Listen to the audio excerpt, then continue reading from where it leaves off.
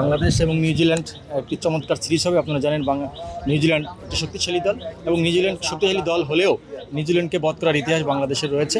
সুতরাং এই সিরিজে বাংলাদেশ হোপফুলি বাংলাদেশ উইন করবে আমরা প্রত্যাশা করি। সেই প্রত্যাশায় নিউজিল্যান্ড বধের প্রত্যাশায় বাংলাদেশের হাজারো লক্ষ দর্শক মাঠে এবং মাঠের বাইরে অপেক্ষা করছে।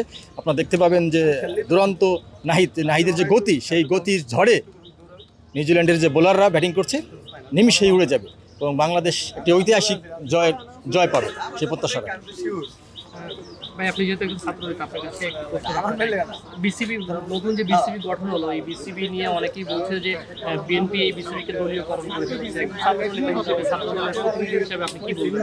নিঃসন্দেহে নতুন কমিটিকে আমি সাধুবাদ জানাই এবং এই কমিটির যে প্রধান, বিসিবির প্রধান তামিম ইকবাল বাংলাদেশের দেশের একজন ক্রিকেটার এবং তার খ্যাতি এবং তার প্রতি দর্শকদের যে ভালোবাসা, প্রত্যেকের ভালোবাসা তার প্রতি রয়েছে এবং তিনি এই দায়িত্ব নেওয়ার পর থেকে অনেকগুলো নতুন দিগন্তের সূচনা করেছেন। বসুন্ধরা ট্যাবলেট এখন আরও উন্নত। এই হট এয়ার থ্রো টপশিট দ্রুত শোষণ করে সোনামণিকে দেয় কোমল অনুভূতি। সেটাকে আমি সাধুবাদ জানাই। আপনারা দেখেছেন যে গতকালকে যে ক্যাপ্টেন কার্ডস প্রদানের মধ্য দিয়ে বাংলাদেশের যে সাবেক ক্রিকেটাররা ক্যাপ্টেন ছিল তাদেরকে তিনি সম্মানিত করেছেন এবং তিনি শুধু এটাই বলেন নাই, তিনি বলেছেন যে আমরা সবসময় ক্রিকেটের সাথে থাকি, আমরা সবাই ক্রিকেট প্লেয়ারদের খোঁজখবর রাখি, আমরা কর্তা ব্যক্তিদের খোঁজখবর রাখি, কোচের খোঁজ, কিন্তু আমাদের ক্রিকেটের যে প্রাণ, যে দর্শক, তাদের কিন্তু আমরা খোঁজখবর রাখি না।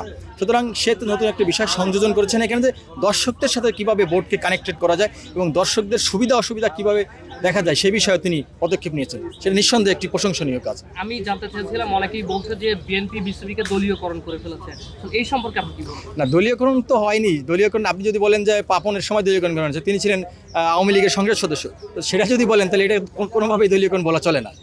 এবং আওয়ামী লীগের শেখ হাসিনার ফ্যামিলির লোকজনও কিন্তু বোর্ডে ছিল, কিন্তু এখানে কিন্তু আপনি সেটা দেখবেন না যে তারেক রহমান সাহেবের ফ্যামিলির কেউ কিন্তু এই বোর্ডের সাথে যুক্ত আছে।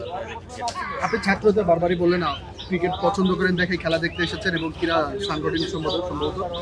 কি মনে হচ্ছে আপনার পছন্দের কোনো ক্রিকেটার আছে কিনা? না, আমার পছন্দের ক্রিকেটার অনেক, সবাই আমার পছন্দের ক্রিকেটার। সবচেয়ে বেশি স্পেসিফিক নাহিদ রানাকে আমি খুব পছন্দ করি। তরুণ এবং গতিশীল একজন প্লেয়ার, ভালো করবে। লিটন দাস, মেহেদি মিরাজ সবাই ধারাবাহিকভাবে ভালো করবে সেই প্রত্যাশা রাখছি। পঞ্চপাণ্ডব ছিলেন, পঞ্চপাণ্ডবের মধ্যে আসলে কেউ আছে কি না? তার পঞ্চপাণ্ডবের মধ্যে কেউ নেই।